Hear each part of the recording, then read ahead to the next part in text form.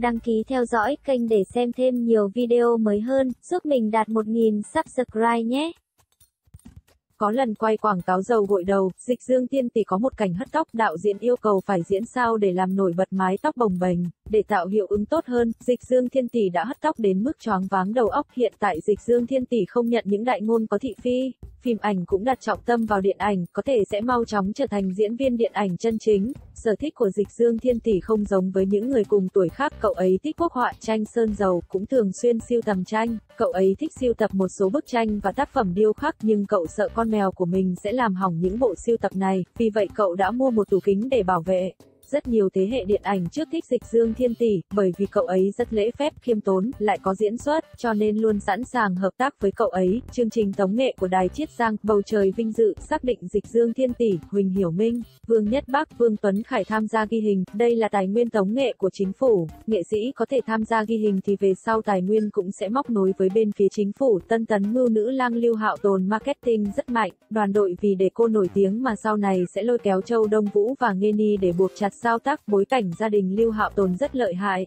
Cô và Tổng Giám đốc Hoan Thụy là thân thích, hiện tại hàng tồn tài nguyên phim Trương Nghệ Mưu của cô còn rất nhiều. Tiếp theo đoàn đội còn có thể buộc chặt Dịch Dương Thiên Tỷ để sao tác couple show. Đây chính là bước nhảy đường phố. Mùa 4 có kế hoạch sẽ mời lại các đội trưởng mùa trước đây quay lại làm đội trưởng. Hai người mà tổ chương trình muốn mời cố định là Vương Nhất Bác và Dịch Dương Thiên Tỷ. Hai người còn lại sẽ tiếp xúc các đội trưởng cũ. Nếu mời cố định không thành thì sẽ thay đổi thành đội trưởng thay phiên từng tập.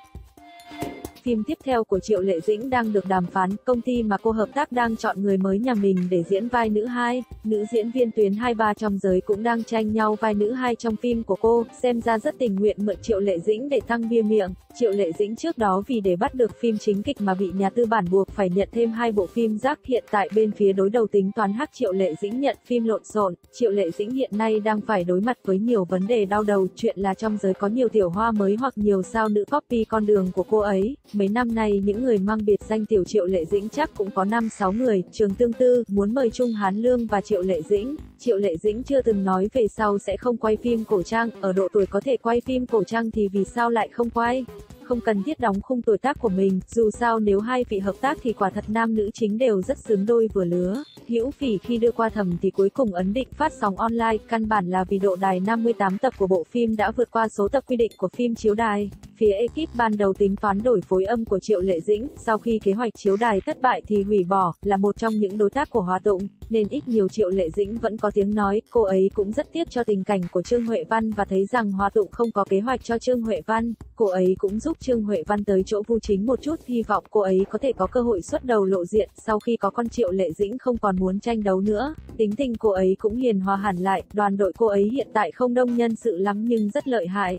Gần đây Đặng Luân chủ động muốn lấy lòng Triệu Lệ Dĩnh để có thể gia nhập vào cùng phe tư bản với cô ấy. Triệu Lệ Dĩnh cũng rất ra sức giúp đỡ. Cô ất đã giới thiệu Đặng Luân với đạo diễn Trịnh Hiểu Long. Triệu Lệ Dĩnh và Hoa Tụng là quan hệ hợp tác, bà chủ Hoa Tụng là Lý Băng Băng, đằng sau Lý Băng Băng là Vương Kinh Hoa, con trai Vương Kinh Hoa là Đồng Tử Kiện, nhân viên là Trương Tuệ Văn. Đây là nguyên nhân vì sao Triệu Lệ Dĩnh quay phim sẽ có hai người bọn họ. Khi phim mới của Triệu Lệ Dĩnh và Vương Nhất Bắc phát sóng sẽ có đại ngôn sữa chua hợp thể. Gần đây có tin tức Sở Kiều 2 đang được chuẩn bị, điều này lại dấy lên hy vọng cho fan Triệu Lệ Dĩnh, nhưng mà tình hình hiện tại khả năng Triệu Lệ Dĩnh tham gia tiếp phần 2 rất thấp. Bây giờ Triệu Lệ Dĩnh đang chuẩn bị truyền hình, trong thời gian ngắn sẽ không quay phim cổ trang, đó là chưa tính tới Hữu Phỉ sắp lên sóng.